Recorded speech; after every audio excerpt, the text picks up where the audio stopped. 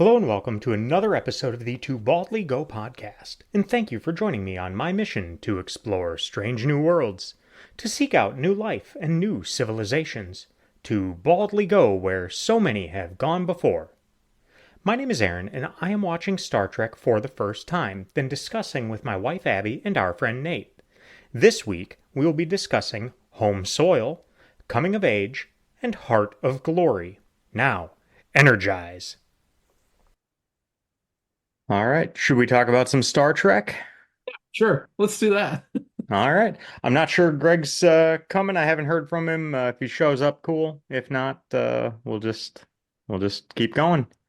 Yep. So we will start this week on Valera 3. Geordi and Data discover a microscopic life form responsible for the death of an engineer stationed on the base. In the original series, Season 1, Episode 25, The Devil in the... Oh, I'm sorry. This is Season 1, Episode 17, Home Soil. Which... That's what it, yeah. Yeah, I didn't quite pick up until, like, at the very end. I was like, oh, this is just The Devil in the Dark. Yeah. I For didn't make me, that and I have it connection written until down, late. it was silicon-based life, and I went, oh, it's a Horta. Got it. Yep. Figure. Yep. I got it as soon as I saw this. But my actual to myself is strong deja vu with the original series. What episode? Yeah. With subterranean tunnels. Yeah. I wasn't Yep. that smart. I think Aaron and I picked it up at probably the exact same time. Yep, I picked it up near the end. I was like, oh, got it. With that, I've been critical of some of these episodes previously for basically being straight rip-off isn't quite the right word, but straight almost carbon copies of the original series episodes. But I really liked this one. I thought this was a really good episode. So is this a silicon-based copy instead? Instead of a carbon copy, it's a silicon. Lame. Oh, dumb joke. It's just synthetic. So you really like this one. What did you rate it? So it's tough. If I go with my gut reaction after watching it, I was like, that was a great episode. Yep. After watching it and thinking about it, watching other episodes, I'm kind of like, was it great? Was it just good? And I don't know. Yep. So then part of me wants to keep the positivity kick from last week and just say, yeah, it's an 8. But I don't know. I could be persuaded down to a 7, maybe even a 6, saying it was just okay, but I think I'll for now at least stick with my 8. I thought it was a great episode. What about you? Yeah, I mean, I generally liked it. I don't think I was as enthusiastic about it as you were. I gave it a 6. It was good. Like, I enjoyed it. There's nothing wrong with the episode, right? Or I Yeah. guess I should say it was okay, because technically that's what a 6 is. But um, I mean, there were parts of it that felt just kind of a little over the top, and I think that bothered me a little bit. Like what was the guy's name? The Mandel was just like, okay, yes, you're trying to keep going in what's probably the crowning achievement of your career. When you were told his words by Starfleet's best scientists that this world is void of life, but you've kind of figured out that that's maybe not the case, and you're going to power on anyway. And I can get behind that as a concept. I just felt like his execution of it was really over the top and just kind of overdone. Um, and that bothered me a little bit, but I mean, other than that, I think the story was fine. I think it is a very good reuse of that plot line. Like, Yeah. yes, it is kind of the same thing of they're mining, they're encountering a life form, they're inadvertently killing said life form, potentially even wiping it out. Life form fights back. But I think they made it different enough. Yeah. that it was interesting, right? That, you know, microscopic life form, right? It's not this big blob of Pizza the Hut, um, Right. Spaceballs reference. Gotta do it. Yep. That's, lumbering around. It's, and it isn't they just, die from coming in contact. It's, oh, this race is so smart that, they can take over the computers and fire the lasers and that kind of thing. Yeah. But other than Yeah, I that, thought I it just, yeah. it was another one. I was just watching it. I didn't have my notebook out. I waited until it was over and just wrote down a couple gut feelings, kind of that initial reaction. I was hoping to have time to rewatch it, but didn't. And I almost feel like if I had rewatched it, I probably would have downgraded it to about a 7. But Yep. yeah, I And, thought it and maybe was, that's the problem is I've probably seen it a dozen times, yeah, right? So I kind of knew what I was getting into. yeah. It does have one of my favorite lines ever that will frequently just run rent free through my brain. Hmm. Um, Ugly bags of mostly water. I don't know why. I just think that's so funny. And it's That was just so good. in random times, like somebody will say something and it'll make me think of that line. And for the rest of the day, it's ugly bags of mostly water. Um, That so, was pretty good. Um, yeah, I think yeah, it's weird because it's one of those there are plenty of episodes where you watch it and then you think about it later and you're just like, "Oh man, that was even better than I thought." And I didn't really have that experience with this one. My initial reaction was that was a really just solid episode. I think I might bring it down to a 7, just say it was good because I don't think I can throw it up there with the great episodes that we've seen. But there was very little wrong with this episode. I thought that it was just very solid, a good story. It was a good it was different enough from The Devil in the Dark. It was different enough from the Horda that I didn't even realize right away. But then at yep. the end, it was just like, oh, that's all this was. And I think I realized it when, I don't know, maybe you were supposed to. So I didn't pick up on it immediately. Oh, they're walking through mines and things are killing them, and didn't have any of that kind of connection to it. But Right. still, at the end, I was like, oh, so it's that. Got it. But they did a Yep. good enough job, and it was different enough. Though I thought this one did bring up some really good stuff, and I have way more thoughts that are unrelated to the direct plot of the episode and more along the lines of kind of the greater conversation that I think is going to permeate much of this series in what is life and continuing that question of is data human? Yep. And I have some answers or opinions to this point that could be some interesting conversation after we get Abby's number. I thought it was great. I enjoyed it. I had some fun notes. My first letter or my first note to myself was strong start, and my last note was strong finish, solid Mhm. finish. So I really enjoyed it. I gave it an 8.5. I Nice. thought this is a really good example of one where I remembered watching the original series. It felt familiar in the original series, but it's like they took the concept and they fixed it. The problems I had issues with, they fixed it. I've got a lot of notes on it. I can get into detail on it later here, but ultimately I love that it was a real conflict. You had believable plot lines within the premise of the story. Terraformers, Troy even goes into these are people who are by nature extremely focused and they're outrageous like that. And that fits the character profile. So I'm like, cool, that checks that they would potentially lie or cheat to get this to happen. It's their entire life goal. Yep. We've seen that story happen in real life how many times, right? I love the dialogue was funny. I like they use their characters really well. And I love at the end, we actually didn't have um Kumbaya at the end. it was a situation where we actually see them failing a little bit, and it became very real to that crew that we done messed up, Ron. What are we supposed to do here? And they just had to live with it. And I thought that was very realistic, but also made the episode, as much as you hate a bad ending or you hate things not to go the way you want to, it's human nature. We don't believe stories if they don't end that way sometimes, right? Right. Yep. And so I thought that made it feel more like a real show to me, or a real story, versus like a cartoon or something, where it's like it's always going to be happy at the end, these people are always going to live and all that. But no, I really liked it. What did I say, 8.5?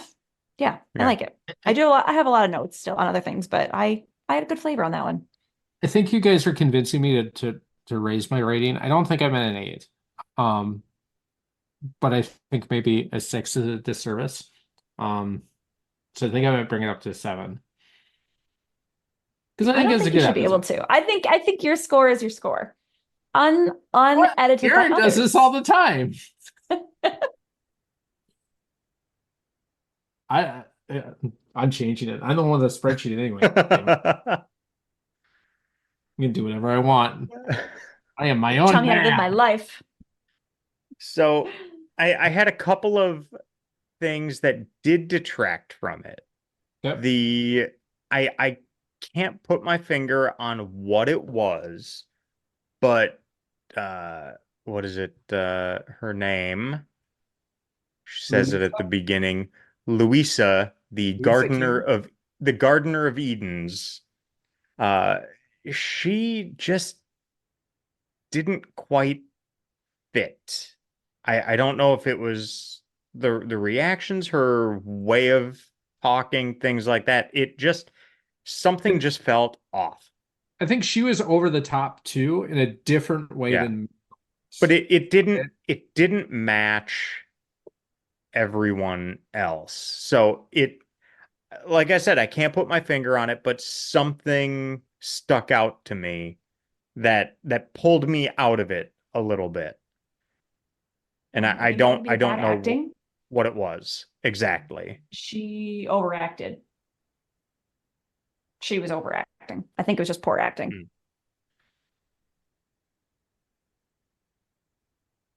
I could buy that. Yeah, but that took me out of it a little bit, because she didn't seem natural in what she was doing or saying. It was like, maybe, I don't know, maybe a stiffness to it that just didn't quite flow with everything else. But yeah, the big hang on, let me find some of the lines here. Yeah, so what kind of stuck out to me most in this episode, without taking specific notes all throughout, was when Geordi and Data were there and they're talking, and it was almost like Geordi looked over it felt like Geordi was going to look over his shoulder at Data as he said this, when he said, "Whoa, what is it? Nothing but basic elements, inorganic, no carbon, sandy texture. Those flashes are almost musical. I see color variations and rhythm and in complex harmonies." And Data says, "Speculation, could it be alive?" And Geordi says, "How could it be alive? It's inorganic." And it's almost like he was looking back at Data as he said that. And it does raise that question. Yeah, it does raise that question again of, is Data alive? And is he human? And that will come up later. Do you catch later on? In the episode? What is the basics of later on in the episode tell you what the definition of life is? What is the criteria that is a definition of causing life? I remember this from biology growing up too. Did you guys catch what it was? So it was shortly after that. It's a key piece to definition. It depends. They say there are basic definitions for organic life. The breeding, the ability to reproduce. The word was not there. It was up here, but it was not coming out. That thing. Word vomit. what she says is there are basic definitions for organic life. Must have the ability to assimilate, respirate, reproduce, grow, and develop, move, secrete, and excrete. So, They talk about it later on, though, on the yeah, Enterprise, where Data says one of the definitions of life is the ability to reproduce, and that is accurate. That's, like I that said, why was a so virus that is was considered. back on the Enterprise. They were talking with Crusher, and then Data says reproduction, and Crusher says, yes, those two may be basic. So growth and development and maybe reproduction may be basic for any different definition of life, organic or inorganic. But so it's like, is is life only organic, or could it be synthetic in some way? And then what it got me thinking about was when we think about, is Data human? I will say no, he is not human. Is Data alive is a different question. But is he Yeah, human? I think there Is he if he's human? human, you're No. limiting yourself too much, right? Yep. But Especially in the universe where there are, I mean, there's a Klingon on the ship. There's a yeah, half human, half betazoid on the ship. We've seen other alien, like I think it's too much of it's too specific to call him human, but you yep. can make the argument of, alive or But sentient, right? but I wonder if part of why we struggle with this is that he appears human. He has the appearance of being human, so we almost equate him that way. So I'm trying to pay more attention to some of the things that he says and how he acts, basically, to see, because I don't know if we would be having this conversation if he looked like Tars from Interstellar, which is this big box running crazy robot thing. It has some good dialogue in that movie, but you're not really thinking, "Oh man, is Tars alive or is Tars human?" I don't think we really have that conversation. But with Data, I think it's because he looks human that we're even more inclined to give him more more credence to what he says than thinking of him as just a computer. Um, that's our bias as to what, alive or sentient or, whatever is, like if it looks Hmm. like us. I think, if we knew that there were life forms out there that look like TARS, we'd be more willing to accept that maybe TARS is alive Right. versus a robot. So, I mean, that's more on us than, the reality of the situation, Right. or not reality. It's not like it's real, but you know what I mean. Yep. So it then made me think of I read something or I heard something recently that was essentially talking about AI and like ChatGPT and things like that we have now, and how they may reach a, or they will eventually reach a point where they slow down Yep. because they ChatGPT trains on basically the internet, and the internet is finite, and it's not creating new knowledge. It may compile knowledge, it may draw conclusions that people haven't drawn yet because it has greater processing power, but it's not actually doing anything that people couldn't do given enough time Yep. and ability and energy resource, whatever. So is ChatGPT knowledgeable? Does it know anything, or is it just very quick at connecting dots that it's been trained to connect? And in that case, does that kind of describe Data? Yep. Because can Data know anything that collective humanity doesn't know? How do you measure that? I mean, he may know more, Data may know more than any one person, Right. but if it's just a compilation and regurgitation of what other people know and think or have written, does that constitute, is Data anything more than ChatGPT in a synthetic skin suit? And I don't know. I don't know the answer to that either. It's interesting because I'm trying to find there are better ones that are out there, and I can't find a really good one right now. But basically, depending on who you look at, there are what they call 7 stages of artificial intelligence, right? And so we're kind of in this one website calls it stage 5, but the artificial general intelligence, right? And so you've probably seen, like, in some cases people don't say AI, they say AGI, and that's what they mean by that.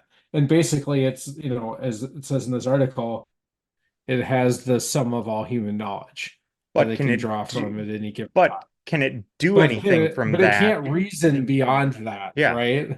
And so if it can't do that, it can do analysis. Yeah. But if it can't reason beyond it or create new ideas, it is in that regard less than humanity. And I'm saying that a ChatGPT or something like that may be able to spit out information that nobody has thought of individually, but collective humanity has, or else ChatGPT wouldn't know it. It's not like AlphaGo or Deep Blue that trained itself on. Hang on. I'll be right back. No worries. Nothing like now that he's gone, we can talk about how he shouldn't be talking about this yet. We're talking about Data and his life formness. Well, and we should be saving this conversation for later when it's gonna come rearing its very, very, very big head. In a much more profound way. Which, on that episode, like, not to jump ahead, but where I started this conversation, I was too young to really recognize how material of a conversation that is. Like, how significant, like, because it was just a TV show, right? So I wasn't really paying attention that much to it, other than, yeah, it's okay, yeah, he's life, whatever. But the concept that they're discussing not just civil liberties on things like that, but like definitions, it's just kind of crazy. And as I watched this, I kept thinking to myself, I'm like,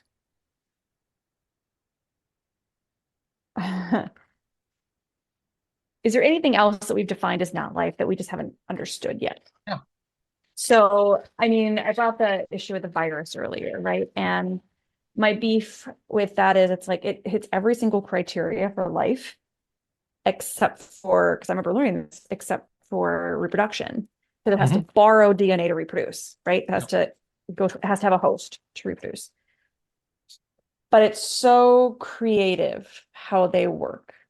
And arguably viruses are our biggest enemy any given time. So I wouldn't be shocked in the future if all of a sudden we find out, oh, sorry, we're wrong. They actually are self-independent. Yeah. They are alive. And so that's what I couldn't help but think. And I know it's not accurate as of this day, but it reminds me of, she talked about the scientific method, what you do with the scientific method. And it's always bothered me because you go observe and then you make a hypothesis. So you decide what you're going to do. You bias yourself based on what you're going to do. And then you try to prove your point, which in concept is so backwards to being open-minded when reviewing something. So many of our like scientific principles that we have determined are not accurate as soon as somebody else looks at it from a different perspective and disproves it that way. So I say all that to mean, are the definitions accurate? Or are we going to change when we have more knowledge and somebody else proves it different? I think that's the beauty of science, is knowledge evolves, right? The way we understand things now is, for any given thing that we know, is probably not 100% accurate. And likely never will be, but it trends towards 100%, but we'll never hit there, right? Right. And I think that's really cool. I agree. I mean, that goes back, we've had earlier conversations about, being wrong, right? Hmm. It's one of the reasons why I love being wrong. It means I learned something. And Right. when we find out that some scientific thing that we relied on so heavily or thought we understood turns out to be even partially wrong, and people get all bent out of shape over it. I go, wait a second, that's really cool. It means now we know something we didn't know before. We have a Right. deeper understanding of something because we discovered something new, and that's amazing. And I love that. Um, I agree. and so I think that, that all kind of fits in there. Yeah. Let's So yeah, see. my my conclusion on that, I mean, jumping back to when I stepped away for a sec, is Data is not human, and the jury is still out if he's alive, or if he's just a computer in a skin suit, synthetic skin suit. Sounds gross. So Probably I've got a couple of comments on a probably few different bags are things here. mostly water. So That was a fantastic line. That was absolutely fantastic. And Data popping up and going, well, he is right, sir. yeah. That's what you are. Humans are 90% water. Like he's not wrong. You are kind of gross. Um, did you guys catch? So we talked about the whatever, the person you don't like, that girl, whoever, right? And she's up there. He sends Deanna and he sends Picard sends Deanna and he sends who else? Um, Tasha. Sends Tasha and Deanna to go talk to her, try to get information out of her, find out their background, all this and that, right? Yep. And they're going there debriefing to Picard, right? And he goes, okay, well, we couldn't really get a lot out of her. It sounds like she's hiding something, but we don't really know. And Deanna looks at Will and goes, you do better with her than I did.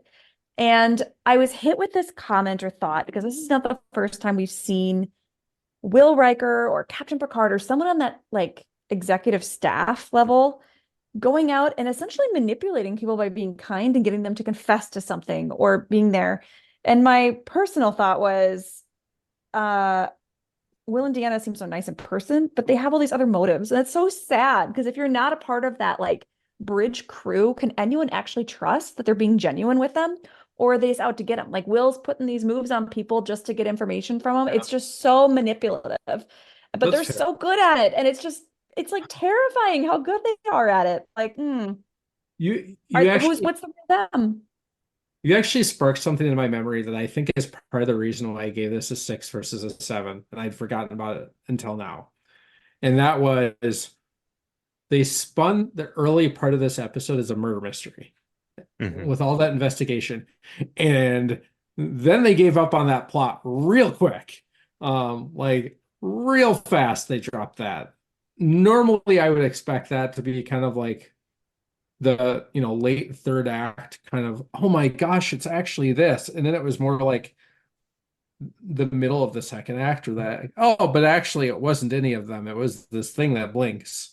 Um, It was and the it sort flashing of, lights. I don't know, maybe I wanted more mystery out of it, but it felt like they gave up on that thread way too easily, or way too quickly at least.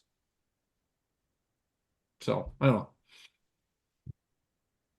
Okay. I have one more, or maybe actually two more comments after that. So I saw the correlation where I was able to compare the Kirk's Enterprise to Picard's episode Enterprise on this episode because we had the same episode as Aaron brought up before, right? So I'm curious what your guys' thoughts are on this because how did Kirk handle it versus how did Picard handle this life form? Even though it has killed people, it has killed people just like Picard and Kirk. We have the same exact scenario, pretty much, right? How do they act differently? And is it because of the captain alone acting differently, or is it because their entire crew is set up differently? And I'm curious what your thoughts are. Do you remember the episode? Not well enough to comment. Okay. So my I recollection, mean, obviously, in is The Kirk Devil killed in the it. Dark, they went out initially trying to kill it, and Yes. then they kind of realized that it was protecting its eggs and backed way up. Um, so I Didn't know they kill it that in the end, though? I thought they killed it in the end. no, Okay. I remember Spock mind meld with it. But the point being, Kirk's Enterprise and all of his crew, their initial reaction is go kill it. Whatever's killing our people, go kill it. Picard's Enterprise was, we can't kill that. Why would we kill it? Even though it's killing their people, kind of thing. And I found that interesting, but I was trying to think about why was that? Is it just because we were more militaristic in Kirk's Enterprise? You know, we're on the front lines. We have no idea what's out here. We are living day by day trying to understand what's happening in survival mode. And shoot first, ask question later, Western style versus Picard's more the explorer, Democrat, the diplomatic. Or is it because of the people that they surround them with, right? So Picard's Enterprise has a large bridge crew that's very supported on each of these missions. It's not just one or two people or whatnot, but it's the entire crew seems to be involved with most of these things pretty heavily in each aspect of the scenario, in my opinion. Versus on the previous one, it was essentially just Spock, I think, who said, don't shoot, right? You had one person who was level-minded to say, maybe we should just think this through before we go and blazing, right? Well, but that was my recollection on it and just comparing the two. I think a big difference here is that in The Devil in the Dark, they were seeking out a monster that was killing the miners. It was a somewhat known entity was killing the miners and doing this to them. They didn't know much about it. They just knew they had kind of seen it and knew it was happening, Yeah. right? So they were going out to get a monster and then found essentially a monster. So they were trying to then kill it, but then had the realization, no, there's more to what's going on, and it's reacting in an understandable way. And in this episode, I don't know if there was so much of that because it wasn't a direct like, hey, this monster is picking off our people. It was more of a mystery, or at least was not presented to them as go kill the monster. It was let's find out what's happening. So it was a little bit different as a basis, I think. Because in The Devil in the Dark, it was you're here to find and hunt and kill this thing. And here it was you're here to help us figure out what the hell is going on. I mean, I think they are fundamentally different, and I think that's why Yeah. it makes this one good, versus just a remake of another, good episode, right? Right. So Anything else you want to talk about with this one? no, any trivia on this one? Trivia on this is almost completely awful in every possible way. However, there's I think two pieces that I will tell, and one of them is kind of interesting given some of the discussion that we've had. So we obviously talk about this being, kind of a rehash of The Devil in the Dark, and trivia notes that as well. So we're not off there. It's also bears similarities to an episode of a TV show called Space 1999, which I've heard of but never watched. There's an episode that's called All That Glisters, which featured an intelligent water ingesting rock that communicated with humanoids. Some similarities there. But the one that actually struck me as super interesting, given what we talked about, was that it says, for unknown reasons, all of Elizabeth Lindsay, who played Lisa, all of her lines of dialogue were redubbed in post-production. Meaning they didn't use any of her lines that, like, as she spoke them during filming. They did all of it in ADR. Yeah, which makes me wonder if it has something to do with the fact that it's an ADR Yeah. that we don't like how she is in this episode versus It's interesting when you know a bit more about TV production like that, you can pick up sometimes on when it is Yeah. something It'll recorded sound a little after. different compared to It everything sounds going on with it. just And a hair different, and yeah. that might be what it was. Was Well, something was just a little off. and in this case, because it was all of them, you're no longer acting with someone, Hmm. right? Usually they're, in frame with you, or there's somebody that's kind of off camera that's reading lines and then you're responding. Now you're kind of alone in a booth redubbing these. And I think in many cases, they'll at least show the footage of what you're redubbing. I'm Yeah, not smart enough to I know if would that's guess really that's the how you case. match it up. That's the case. But it still has to take you out of that from an acting perspective, right? Yeah. You're out of the scene. And I'm sure there are plenty of people that can do that really well, and it's unnoticeable from that perspective. But I would also guess for a lot of people it's a struggle to go back and do Right. that. And if you have to do all of it, that's a struggle. Yeah. And that might be an interesting explanation for why we struggle with her a little bit. Hmm. So other than that, honestly, the trivia is super short and it all sucks. Um, oh, it's the first time ever in the history of Star Trek that they reference a bathroom. Hmm. That's it. That's all I got. All right. Shall we move on to the next episode, We shall. in which Picard finds himself facing a strenuous test of his loyalty to Starfleet, one which the other members of the crew are struggling to cope with, while Wesley faces an equally challenging entrance exam at Starfleet Academy in episode 18, Coming of Age. Abbie, what did you think of this one? It was fine. It was fine. I nothinged it. I thought it was a lot of buildup for nothing. So like this whole thing with Picard and like being investigated, it was like this whole subject line, and then it didn't pan out to anything. And I know it could be setting up for something else. I get that, but Nate's looking like, don't say much, Abbie, don't say anything. And I get that. But it was just I'll give it a 6.5. I mean, it didn't bother me to have on the background again, but I didn't find it particularly intriguing. I found the crew just angsty in general because they're being bothered by this person, and it cracked me up when I found out he's a young man, just young man doing it, and it's like that young man looks like he's 45. So I didn't quite get that, but at any rate, I gave it a 6.5. It was okay. I didn't take many notes on it. I just didn't care. I was invested. Yeah, Nate? I gave it a 6. So not that far off. It parts of it were interesting. I thought it was kind of cool to see how they handle entrance exams and things like that for the academy, like just nerdy stuff like that. The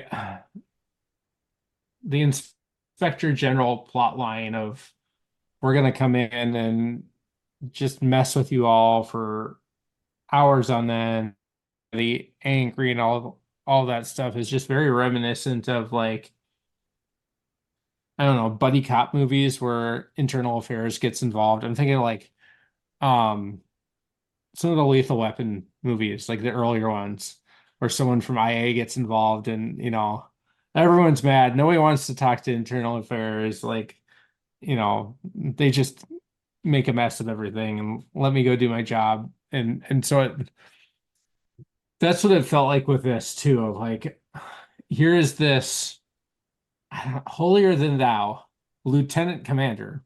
Not even commander, lieutenant commander, who is, given a certain amount of authority by this admiral who's friends with Picard to come in and make everybody miserable for a while.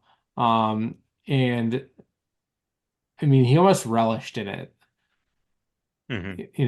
to just be disruptive and put people on edge and just drive everyone insane.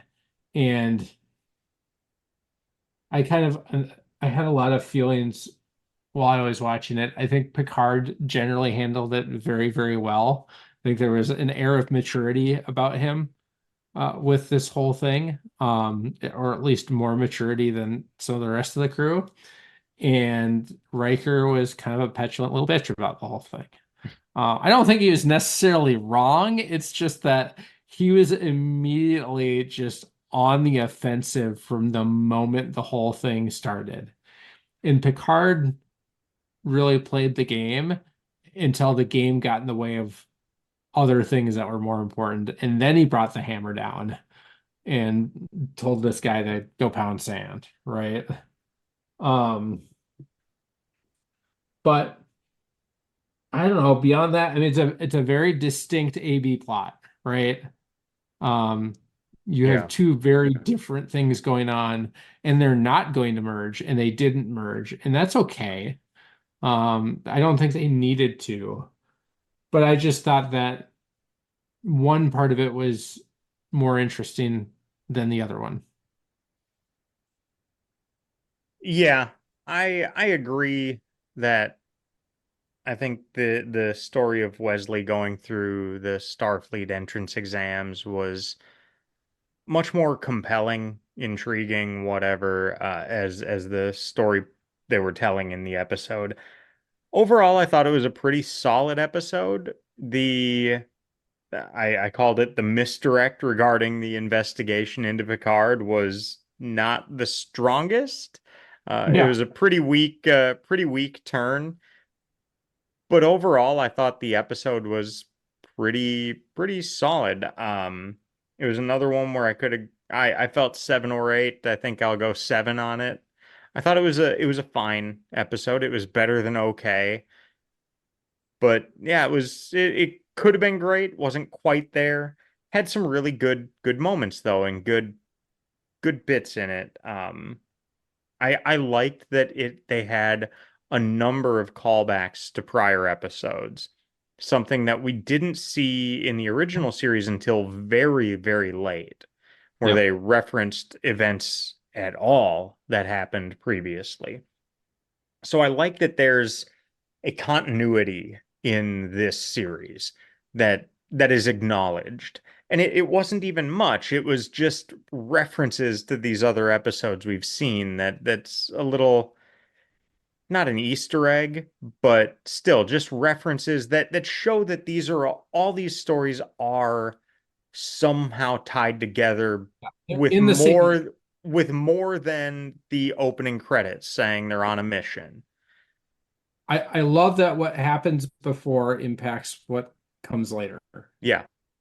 We we see While a it's lot still of that. not this overarching Yeah, story that's got there's many, no arc there or at yeah, all, but it is you you have to know, right? Like yeah, and you can watch this episode and not know any of that, and it can yeah, be just throwaway examples of things, or you can be like, oh yeah, that came from Justice. yeah, And I understand exactly what he's referencing there. yep, I think that it just adds to the episode. It just kind of elevates it a little bit more. yeah. I think the other the other things that I liked is there's some great like quotes in this. Hmm. Um, There really were. like I don't know why Wesley was just sitting in the holodeck with it turned off, but So I'll I did make a note there. The holodeck is quite small. yeah, it's not very big.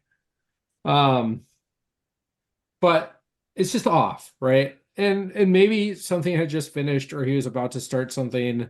Maybe he's, distracted for all the reasons. Like that to me, I can set aside, but Worf walks in, right? And so they're having this conversation about the psych testing and all that stuff. And his shorter quote is, only fools have no fear, which I think is a really great line. But Hmm. right before that, um, he has almost this straight from Marcus Aurelius I type quote. Thinking about what you can't control only wastes energy and creates its own enemy, Yep. which is such a phenomenal line. I And I thought that exact thing. And again, I didn't take notes while watching this. I watched it and jotted down kind of my gut reaction. And it may have been from like one of the few things I actually wrote down was Worf the Stoic. Yeah. And because that whole dialogue that he had was just awesome. And yeah, I loved that line. And we And haven't seen a lot from him yet. Like he's kind of a background character at this point, yeah, by and large. yep, So this is a moment where he kind of pops into the forefront and really adds to the story in kind of a cool way. yeah. But so one thing I would say though about that particular line that we just talked about, where he says, thinking about what you can't control only wastes your energy and creates its own enemy. As much as I love Stoic philosophy and want to say Worf is a Stoic here, I think he slightly misses the mark because it's not thinking about things you can't control, it's more worrying about things you can't control. I think that's Because fair.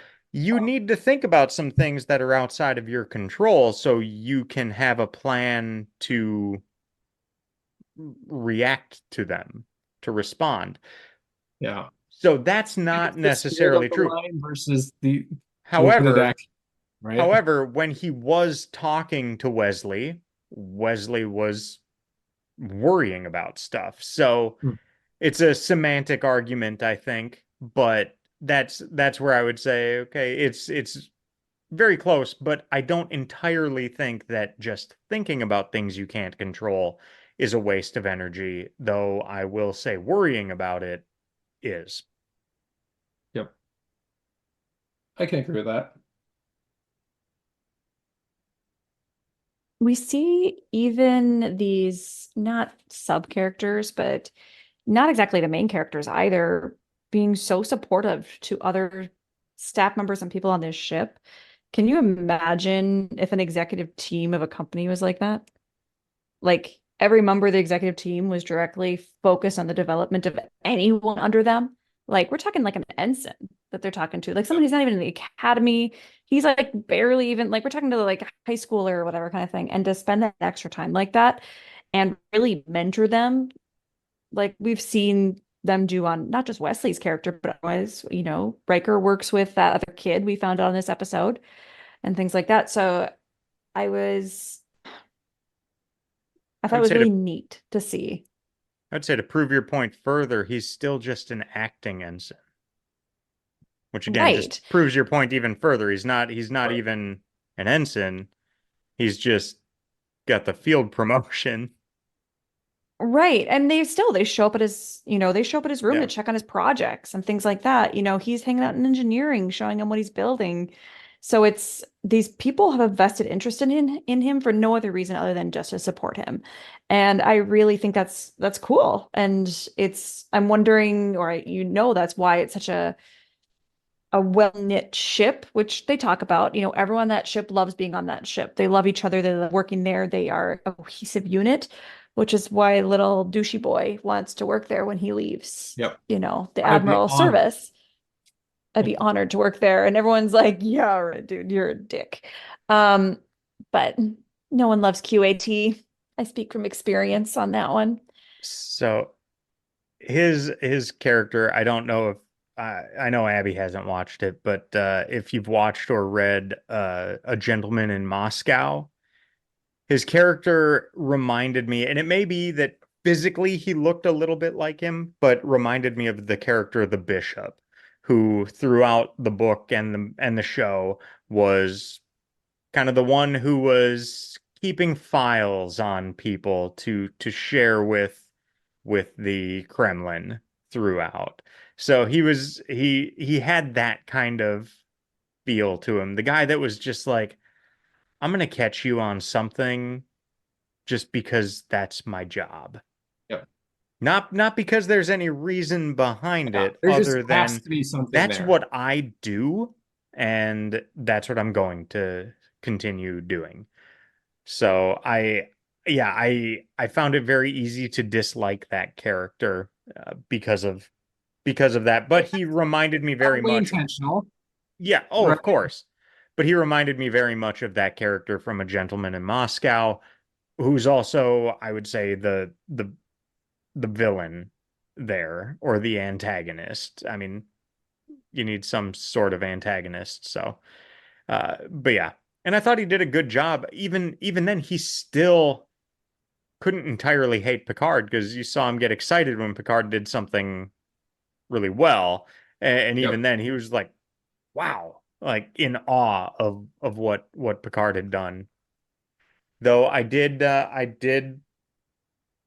had a moment where I was like, "Oh shit, I can relate to the bad guy in this episode because he was basically talking about how Picard lost control of the ship. And I've been a pretty strong critic of Picard thus far in season 1 for his willingness to part ways with the Enterprise. Now, granted, at this point, we're 18 episodes in and it happened twice, but I was just like, oh shit, he's got a point, So but I'm not what supposed I'm to agree hearing with him. is you agree, you feel most strongly that you follow the trendings of the douchey character from this episode. Just checking. That's who you sympathize with the most. I think he said he relates more with the douchey character. Relates more. Yeah, relates more. So you have more in common with the douchey boy on this episode. Is that accurate, babe? Okay, we're gonna go back to what Geordi Hold on, said now that is with him. enough. Hold on. We're gonna rewind this. Yeah. So yeah, what did he say to I'm not Geordi worried about here? what he said. I'm worried about what you said. No, he said one way or the other, LaForge, Picard lost control of this ship. Is that true? Yes, but that's not how it happened. So the answer is yes. He may be an asshole, but he's not wrong. Shades of In, gray. in that specific point. That's where though I was just like, oh damn it. I At least you stand recognized it. I stand by what I said. Oh, Yeah, most of my comments were just overall I thought it was a pretty solid episode. I thought it was interesting seeing Wesley and how he inadvertently gave up his chance to be in Starfleet by helping somebody. And even though the other character tried to say like, well, I don't deserve this because he helped me. In the end, they were just kind of like, well, you got more points. You got more points. There you go. You get it. And in a way, he wasn't rewarded by doing the thing. Wesley wasn't rewarded by doing maybe the right thing or helping somebody out, but at the same time, it's like, well, sometimes life isn't fair, and that can suck, but there you go. But then I like how they brought that back around, where Picard was just like, I didn't pass my first time either. Don't tell anyone. yeah. But then he was And like, he's getting better talking to but I kids. did pass the second Yes. time. So he was like, yeah, you get one for free, but don't fuck this up. Right. Well, and I think that's an important message, right? Because none of us do everything right the first time, right? We've Yeah. certainly all failed in our lives to varying degrees. So why, I think that's a great moment for Picard to call that out for Wes. So like, Yeah. here's this child prodigy who has probably succeeded in everything he's ever done Yeah. and is now He's facing failure for the first yeah. time. Yeah. But at Important the life same lesson. time, he owned it. He wasn't it didn't Mhm. seem like he was saying like, No. well, that's not fair. I So helped him. He didn't pull that at all. He was just like, nope, again, I go that's it. back to this. I don't I I will acknowledge that some of the writing for that character sucks. I do not understand the hate for Wesley Crusher. Yeah. And I think this is another episode where he's a really solid character. Yeah, I thought he was great. And honestly, I thought he made What the was it? episode pretty good. Yeah. What did the girl say to him? It's a good thing you're cute, Wesley. Otherwise, you would be. She said it perfectly for what he is. Like, he's so genuine. He doesn't mean to be it, but otherwise you'd be annoying or something like that. And I think she says it the best, that girl, because he's just so in your face with his Earlier in the intelligence episode, sometimes. she calls him very smart, very young man, which I thought was the emphasis on very there was kind of funny. So changing turns a little bit on this one. Anyone else get really sad when you thought about Picard leaving the Enterprise? Like, it made me sad. Like, Yep. no. Like, and I get he's the right age for that, right? It's not like he's this young buck who, needs to be parading around on a ship forever. You know what I mean? He's had more commands. The Enterprise is the flagship. I get that, but it made me really, really sad to think about him leaving and going to the Academy. At the same time, I was like, dang, that'd be an amazing Academy person. But, and we've seen that with Picard, going forward, but it just made me sad. I was like, it's crazy to me that I haven't watched this show in 20 years. And I'm rewatching these episodes now. And I still took it personally when I was like, no, I'm attached. You can't go anywhere. So even with episodes that I've ranked as 6s and 5s, holistically, I still just Picard's this is my opus to Picard. He just makes me happy. And the concept of him going away, like really, I wrote down like that makes me really sad to think that he could leave. And that someone could offer another job to him and he could go away and that's his choice to stay. He looked good in his admiral's uniform. So that was a good looking uniform for that portion, but I just thought it was like, oh, that was so sad. Yeah, his character is definitely starting to develop, right? That Mm-hmm. that really hard edge that he had in the first probably 10 or 12 episodes is fading away and is turning into more of a well-rounded character. That, can be authoritative when needed. I mean, we see it even in this episode where they're having a crisis and Remick is just in the way. And, I talked about earlier, it's the moment where he just brings the hammer down of just get the hell out of the way. Like I have stuff to do here, right? But also, with the scenes with Wesley and some of his interactions with Riker where he takes more of that softer tone and, is more, I don't know, empathetic than authoritative. And it's cool to see those different sides of him. And we're starting to get some of the characteristic Picard monologues, right? Towards the end of this, even though it's only a couple of lines, one of the things I like about him is his longer kind of speeches that have a lot of meaning behind them. And, he says a few different lines in that scene towards the end of the only person you're truly competing against is yourself, which I think is kind of a cool line. And you must measure your successes and your failures within, not by anything or anyone else might think. It's just very profound, like, Yeah. really cool life lessons, right? Well, it's interesting too, going back to some of the lines from when he was told basically that he did not get into Starfleet. When Murdoch says, "Thank you, sir, but it's not right. It shouldn't be me. Wesley lost points because he helped me. He should not be punished for his generosity." And Chang says he wasn't. He lost time, but it wasn't only that. Candidates, thank you and good luck. So there was more to it than just that. And it may have been his willingness to, in a way, set aside his mission to help somebody who was not part of the mission that came back to bite him there, where it's I can see where we would draw that conclusion. I looked at it differently. That, we don't know how we don't know what it was. we don't know how Murdoch scored on the psych test, right? Yep. you kind of see the end result of it, but maybe he handled that better than West did. Yeah. Maybe he scored higher. There were other tests along the way that, and I think some that we didn't even get to see, where we Right. don't.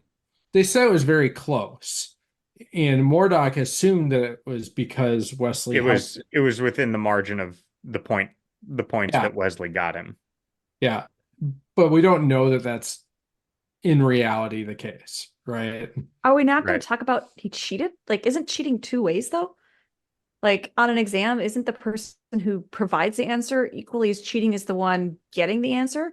Like, would that guy have gotten the answer on his own? Now, I get you need coaching to get things done, but it kind of bothered me that Wesley gave him the answer because I was like, that in and of itself is cheating. That's why, like I'm saying, Chang said he lost time, but it wasn't only that. So I think no, like I think it should disqualify, like cost them both time. Like they both should have been penalized for not, because there's times like we talk about how this is not a militaristic society, right? But these ships are run off of consistency and off of rules and regulations. And they didn't follow the basic regulation of take your own exam, don't cheat.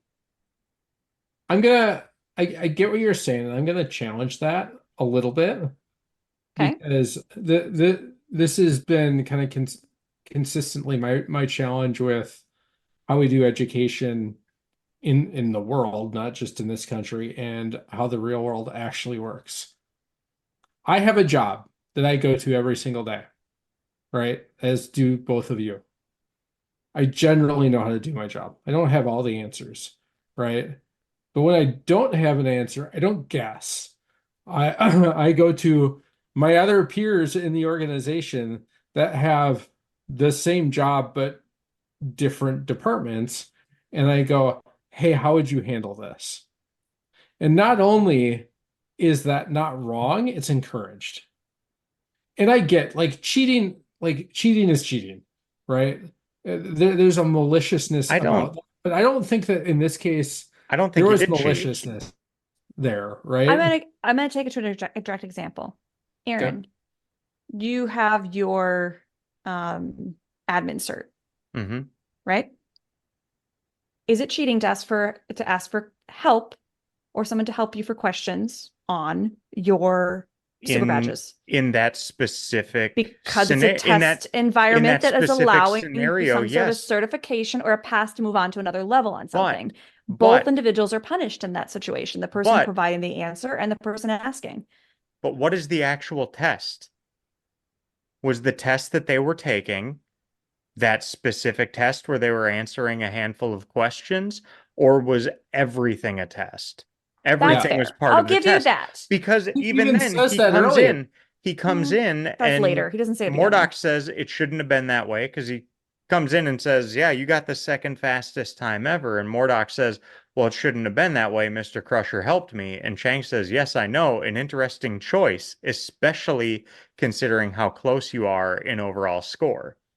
So it's like everything is a test there. They're looking to see what you're going to do in different situations. I mean, Remember the scene where the guy bumps into him in the hallway, right? yeah.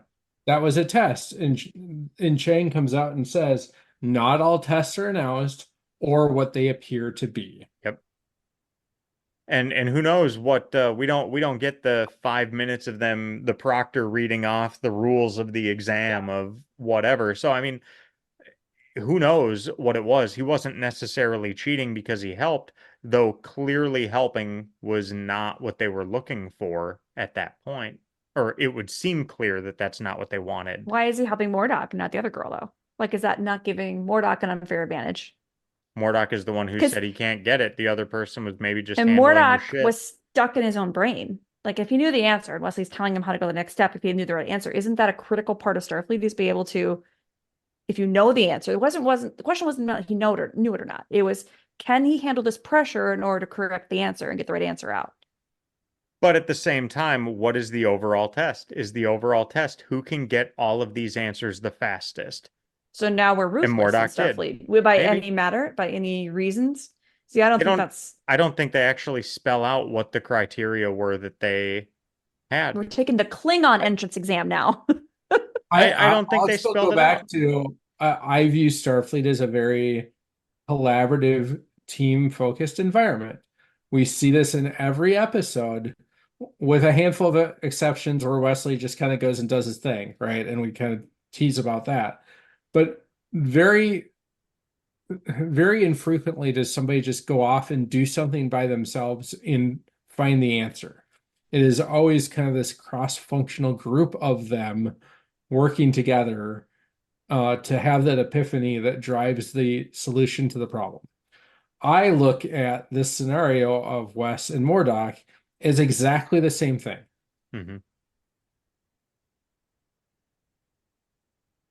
And Now, something I to kind of wrap up all of that, I maybe it wasn't there, maybe I just imagined it, but and for what I at least recall or what I pictured happening doesn't necessarily come through on the transcript because Murdoch says, "I'm sorry, Wesley." And Wesley says, "It's okay, you deserve to win. Besides, you would have done the same thing for me." And Murdoch says, "Yes, I believe I would." But how I saw that was a little more of like a bit of a side eye, like, sure, right on, kid. Kind of that, like, I see now why you didn't get this because you're dumb enough to think that that's true. I mean, I'm sure there's some of that too, right? I mean, I kind of want to go back and see that again, but I felt like he kind of went side eye, like, right, yeah, okay, I believe I would. So, yeah. Is Um, there any fun trivia on this one? Kind of like the last one, not a lot. Um, so let's see here. This is the first appearance of a shuttlecraft in Next Generation, Hmm. which is interesting. Um, Tashanik is the first Vulcan with a speaking role in Next Generation. Hmm. Let's see. Um, yeah, that's kind of it. The rest of them are not that great or spoil other things that we're not going to talk about right now. Gotcha. Should we go on to the last episode this week? We shall. For some reason, I thought we had already done three, and I was like, wow, we're really good time today. Nope. Yeah. So Right on track. our third episode this week, in which the Enterprise searches for answers as to why three Klingon warriors were the only survivors aboard a freighter just inside the neutral zone, which was seemingly attacked by a Ferengi ship in season 1, episode 19, Heart of Glory. You want me to So, start this time? yeah, what'd you think? I struggled a little bit with this episode. Um, I'll start off by saying I gave it a 6, but I waffled back and forth a lot between a 6 and a 7. To the point where I think I could be easily convinced to make this a 7, based on some, overly positive comments that either of you may or may not make as as we talk about it. Um, Simply because it's a great character building um episode for Worf, and Mm-hmm. we get to kind of see more behind the whole Klingon culture as a whole. And we've never really had that focus to this extent on kind of culture and how they do things and things like that. And so I think I really wanted to like it more than I did, but I just don't know if I did. I'm still kind of stuck there. All right. So I really like this one again. I had a trend for all three of these episodes this week. I could have gone 7 or 8.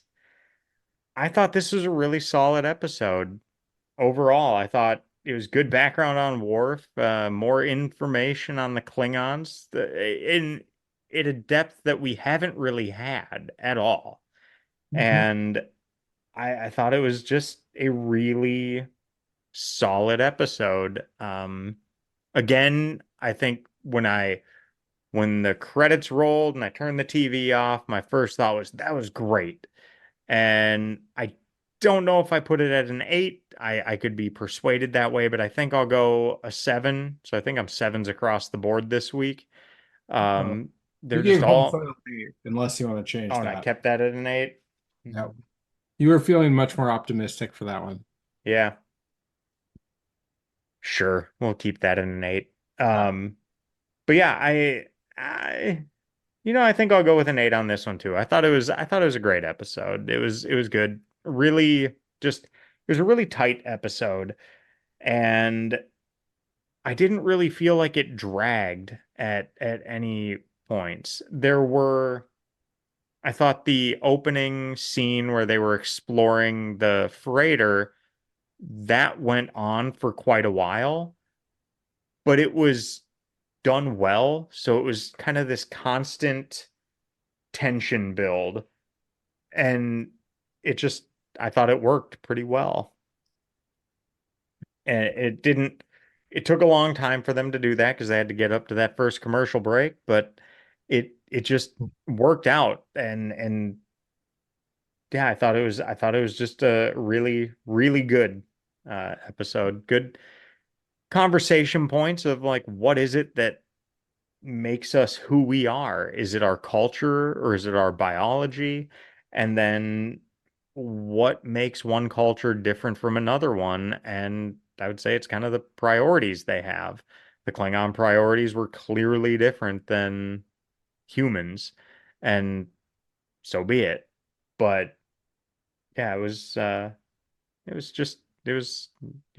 If we had a really good rating for an episode, I would give it that. Okay. That's fair. Abby, how about you? I struggled with it because it's not the Worf I remember yet. Okay. I know he's getting there. He doesn't even quite look like himself yet. So that's still a little bit of a hard time for me. And these Klingons are really gentle compared to the Klingons I'm used to seeing. Like these are like the most passive Klingons. They're on Xanax. Like these are like easygoing Klingons versus later on we see a lot more snarly, kind of more animalistic Klingons. They lean into that far more.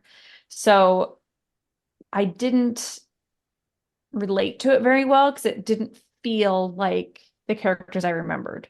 So I felt a little more isolated from it and had a hard time connecting to it. I didn't dislike the episode. There were parts I didn't love. Like I thought it was kind of silly on a few things. I seem to always struggle, not with Wesley. I'm not a Wesley struggler, and I don't think he was even in this one. But I I love it. struggle with Tasha. I struggle with Tasha a lot in every single episode. She does something really dumb. So it's like she never actually fixes the problem as the chief of security. She just tells somebody else about it. Like even when the kid gets, hostage situation, she's like, Captain, we got a hostage situation. Like she hasn't even said two words to this guy Instantly. yet. Like instantly she's calling that. I mean, we didn't say on the last episode, but I even made a note there where it was like, um, she beams up, or the first episode, she's the one who beams the guy up to sick bay. Like the chief of security is the Mhm. one who beamed up the sick guy, leaving everybody else on the planet that someone just Yep. got injured on. So nothing makes sense to me with her. And anytime she's in it, I kind of struggle. So mm, I don't think they know how to I'll, write that character. It's just a challenge, right? I mean, I don't have anything against her. She doesn't do anything other than just, I don't know. She seems to overreact a lot of times. And I don't know if that's her character, but I feel like that's a bad position to be in if you're chief of security. You got to be a little less like crazy. Can you evaluate a little bit better, please, before you, whatever. I think I gave this one a 7. Yeah, I'll say 7.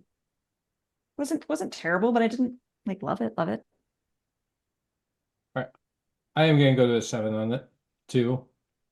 I don't think it's an 8. Aaron can rate it an 8. That's fine. Um, I think there are cool parts, and I like Worf. I just do. So if there's an episode that kind of focuses on him and kind of where he came from and all that. But I'm kind of into that. Like, that's fun. I also really did enjoy the fact that, you here's another episode where we kind of dig a little bit deeper into Geordi's visor, right? And That that's was cool. such cool technology in general. And now it's like, oh, here's a really great opportunity for everyone to see how Geordi sees things. Um, and that was super fun to kind of watch, and even more fun to watch Picard try and figure out what Geordi sees and royally mess it up a few times. But it's really cool. It just is, right? Mm-hmm. To kind of build that. Um, I think the plot is simple, but that's not necessarily a bad thing, Yeah. right? It's just not, there wasn't a lot of complexity to it. It was very straightforward. There wasn't really a ton of misdirection there. It was Mm-mm. kind of are these good guys or bad guys? But the Klingons are still kind of bad guys anyway. So we could just sort of assume that they're probably, not the greatest. And then we find out that even amongst Klingons, they're not great, but it was very straightforward, well-rounded.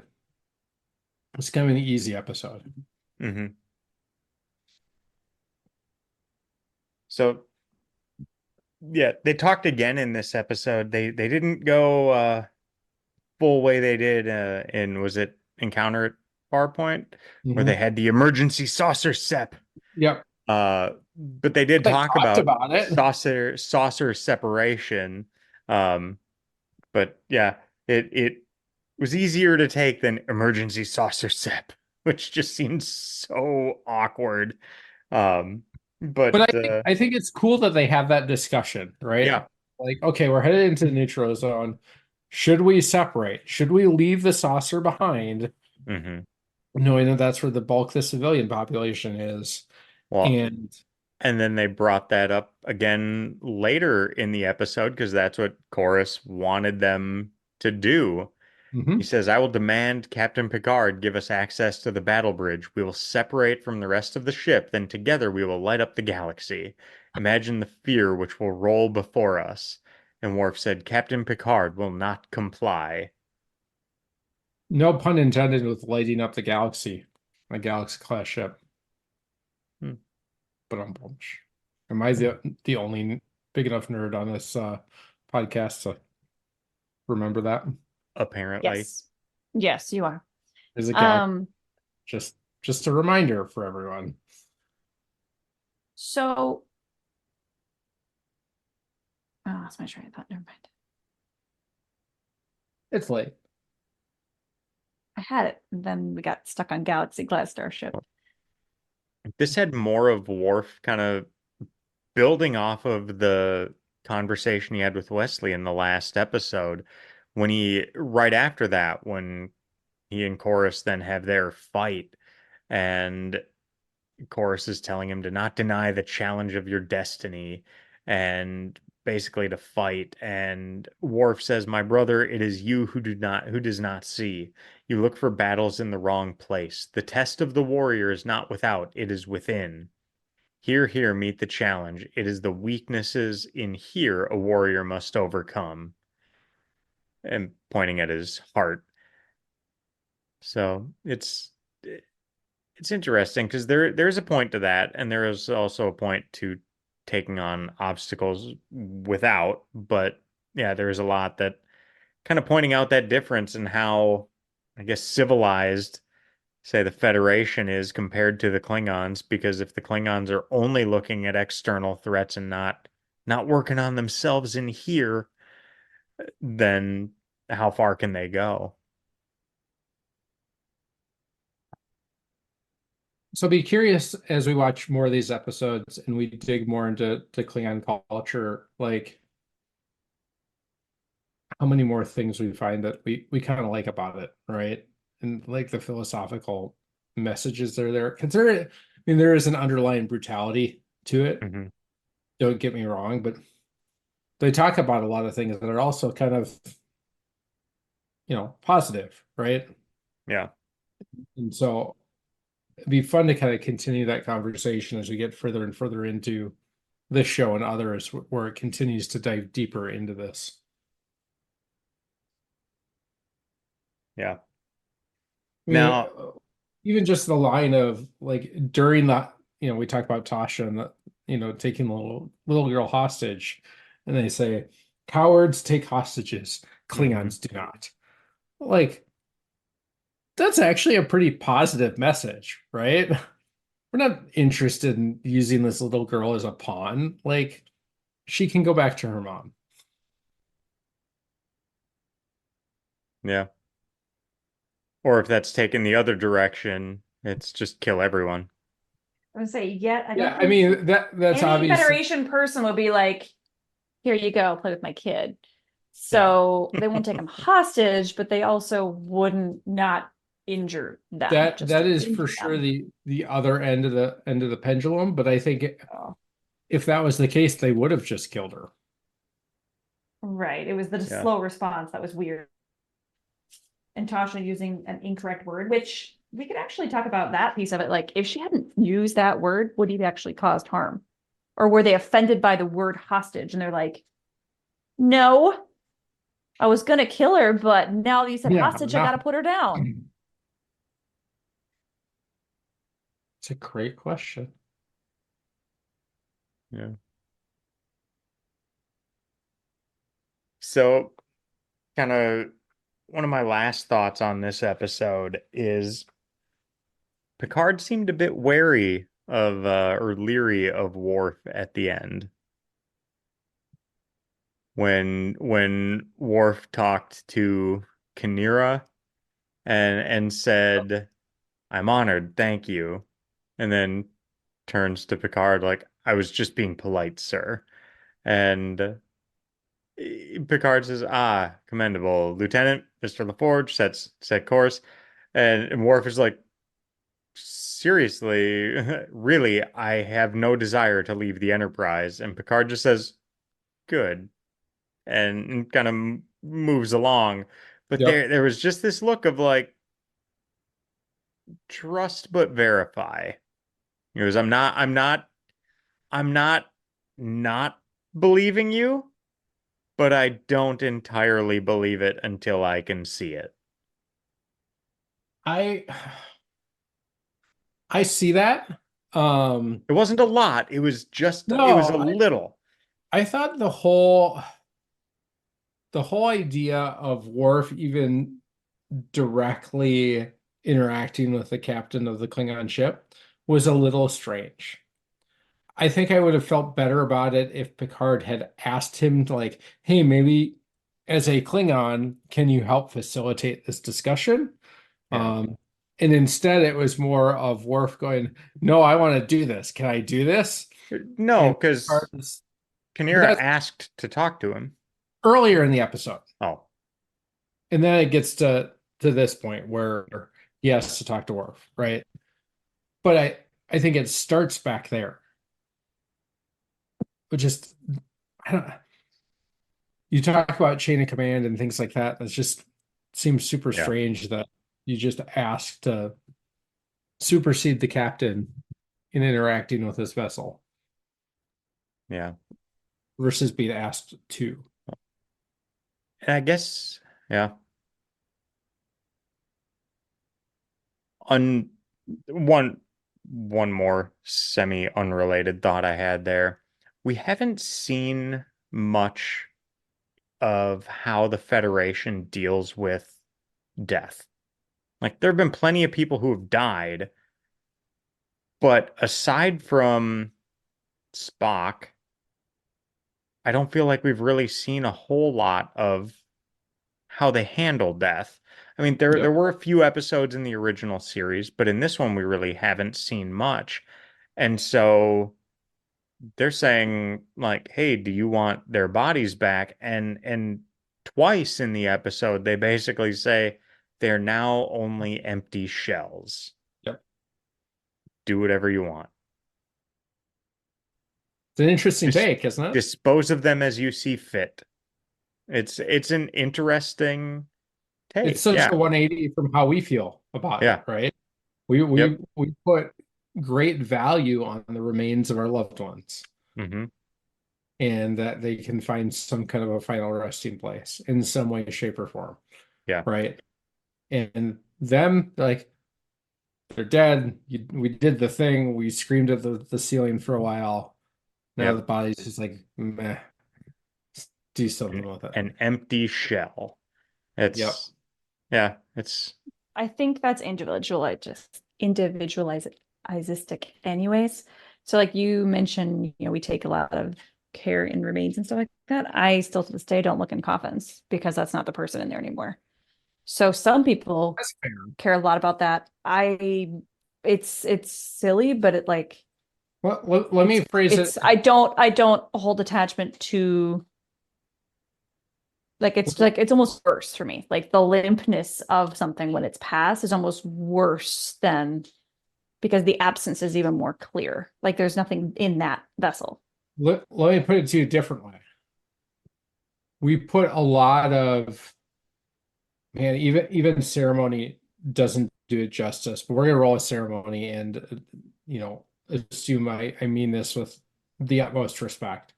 But we put a lot of ceremony over um, a soldier who dies on the field of battle being returned home, right? hmm It's treated with the utmost respect. right. Um, you know, as the coffin is being loaded into the plane and as it's being offloaded and transported, and everything that happens along the way has a very defined ceremony behind it that's That's meant fair. to signify respect, right? That's fair. And here you have, while it isn't really battle, it's not war in this case, but there are similarities. It's the exact opposite for them. It's like meh, right? So I That's understand fair. your point, Abby, and I probably feel very similarly, but I think in the context of this, it's something different. That's fair. Soldier, that makes complete sense, that analogy on that. And I 100% agree with that, showing that respect like that. So Is there any good trivia on this one? Couple things. Um, so Michael Dorn, who plays Worf, was very pleased with this episode, because it felt that it showed the producers that the fans were just as interested in his character as the others in the main cast. He felt that it could have been taken further and wanted there to be an epic battle at the end of the episode, which could have been kind of fun. It did sort of end with a whimper, right? Um, In terms of the way that little battle went down, I didn't quite get how when the Klingon fell, he basically fell at the level where he was and crashed through the glass floor and yeah, then stopped another on the glass glass door. floor after falling onto Yeah, it. I was just like, yeah, okay. that doesn't make any But if he sense. just kind Yeah. of flops forward, that's even less, even more anticlimactic. Yep. Let's see. Yeah, So the little scenes where things. they're showing Riker and Data through the eyes of Geordi, those were not actually Riker and Data. They were their stunt doubles. Hmm. Um, let's see here. why? I don't know. Why have them on set to do something when they can be filming something else? Yeah, that's probably exactly what it was. You're Uh, not going to fully see them. It's close enough. yeah. They got too The much other shit to do. the Klingon battle cruiser is stock footage from the motion picture. Hmm. Uh, Let's see.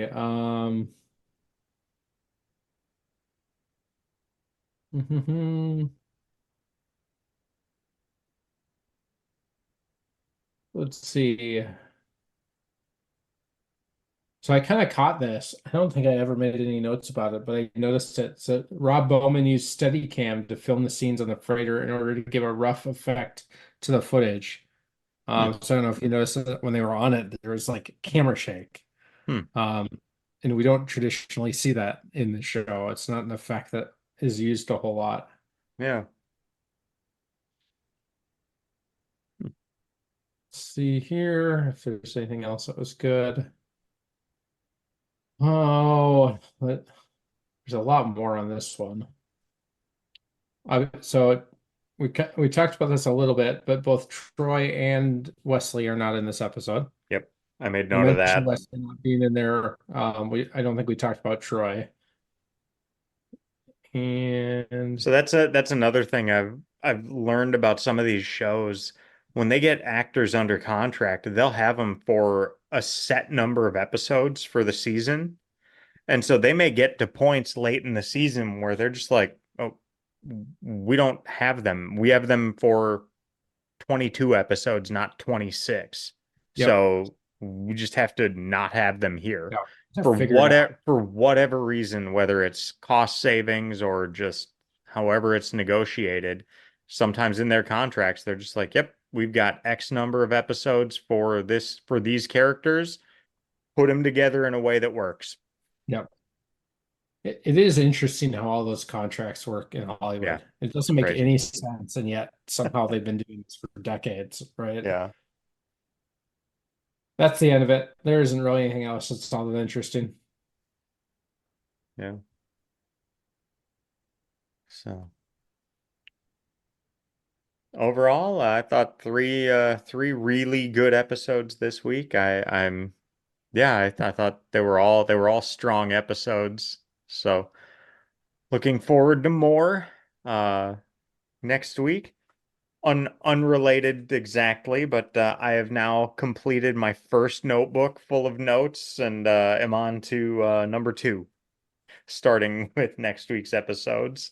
Does that mean I have to buy a new iPad? Because I take all my notes on my iPad. I mean, if you're looking for an excuse to buy a new iPad, of course. I'm really not, but that's okay. I mean, someday I'll probably need an excuse. But yeah, so I'm through like 190 some pages of notes through what we've watched. Um, yeah. It's crazy if you So think about it. I It's a know lot of notes. it is. So next week we've got the Arsenal of Freedom, Symbiosis, and Skin of Evil. Those are some names. Yeah, Yeah. should be So fun. yeah. Yeah, looking forward to it. So yeah, we'll like I said, we'll We only figure have out. 2 episodes left of I season know. 1. I know it's crazy. Unreal. This one went by fast. It Like, went by really. whereas the original series it was dragging for a good chunk, right? This Yep. one, I'm like, no, I have to stop myself and keep watching too far sometimes where I'm like, ooh, I'll just Yeah, keep you going. just want to It's keep going. on. Yeah, it's like I'm already watching. I'm sitting here and I'm like, I will not remember it in time for the So I made that clock. mistake with the original series of like, oh, I'm busy, Mhm. so I'm just gonna get ahead when I have time. And then we would go to record. I couldn't remember as much, despite Mhm. Exactly. notes. So I won't go further. Yeah, Yeah. and I've been doing them the day of, if not the day before.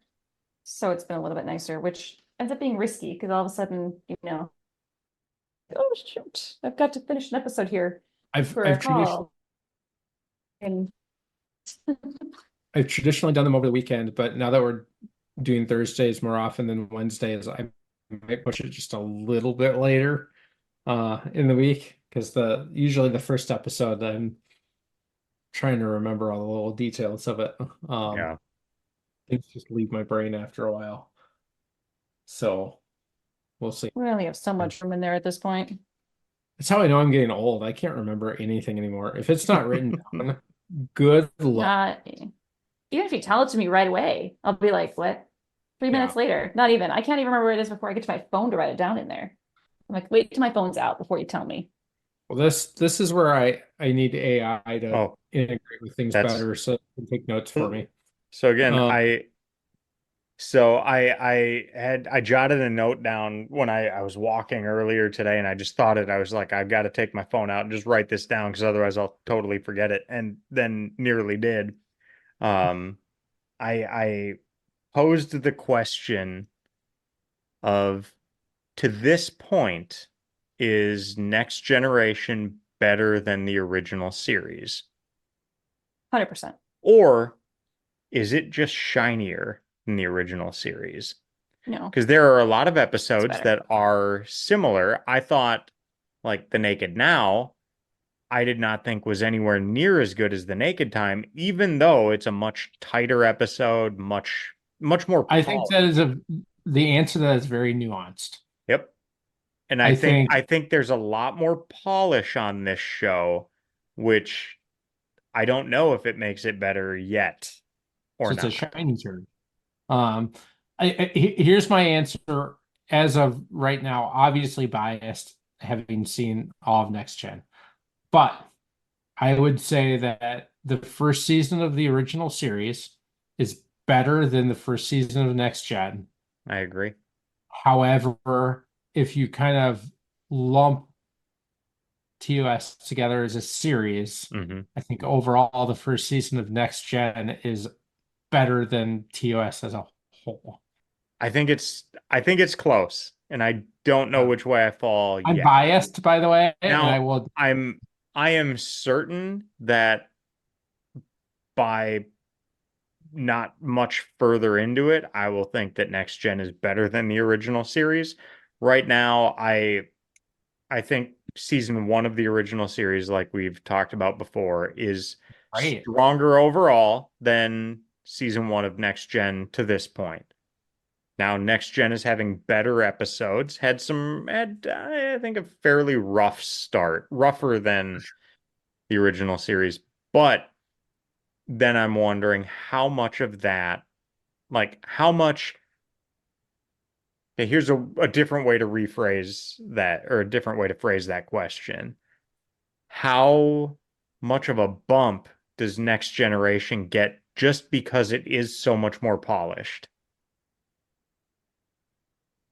Because Interesting. that is a factor. For sure. Not the I'm not going only to. factor, but it has to be a factor. Personally, the original series turned me off so many times, right? So it took me out of the storyline for one or two reasons, or it had a major factor that was really hard to get past. I mean, Mhm. all of us had that, where it was like, I can't get past XYZ on this. So for me, it was really hard to be past that. Whereas there's not near, like, yeah, there are icky episodes here too. I'm not saying there's not. I'm seeing Yeah, Nate's of face course. going like, "Rah, rah, rah, rah." Do you remember We haven't gotten to the the Tasha worst of them episode? yet. But I get that. But it wasn't every single episode, which unfortunately tended to be the problematical, to quote, Yeah. TOS, that we had. So for me, no, it's not the polish. Um, it's just the ease of watching it for me. Yeah.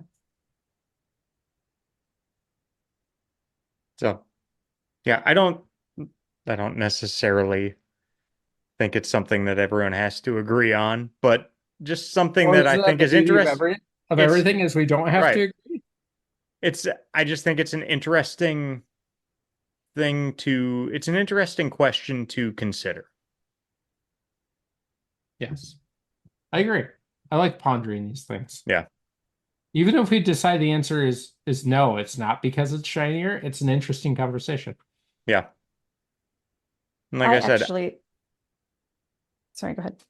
I don't think it's the only factor, but I think it is a factor. And it's easier to rate something that is, say, more appealing to watch, or more appealing to look at. It's easier to rate that higher. So I wonder if it gets a bit of a bump in that regard.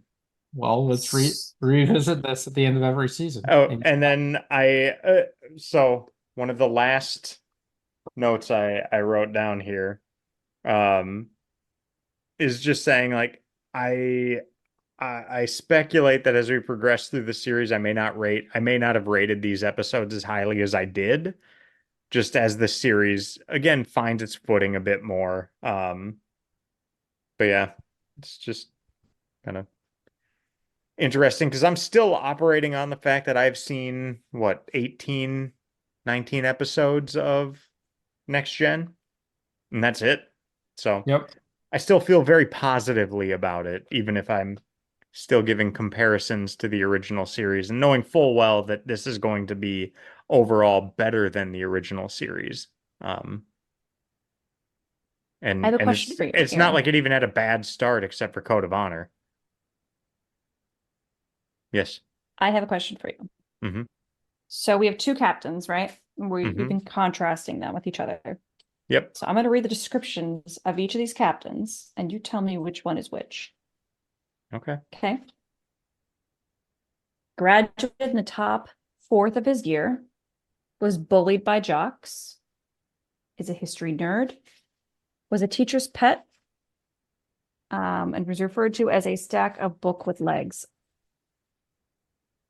Or spent adversely or conversely, whatever, spent all of his time drinking in pubs and playing billiards, broke more hearts than he can remember, started a bar fight, which ended in injury, likes to explore dangerous ruins and ancient civilizations, wouldn't even have become a Starship captain if he wasn't such a hothead.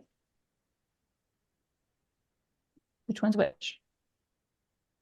Well, see, this is where I then start analyzing why you're even asking the question, because it seems to have such an obvious answer. So then, are you trying to get me to say the obvious answer?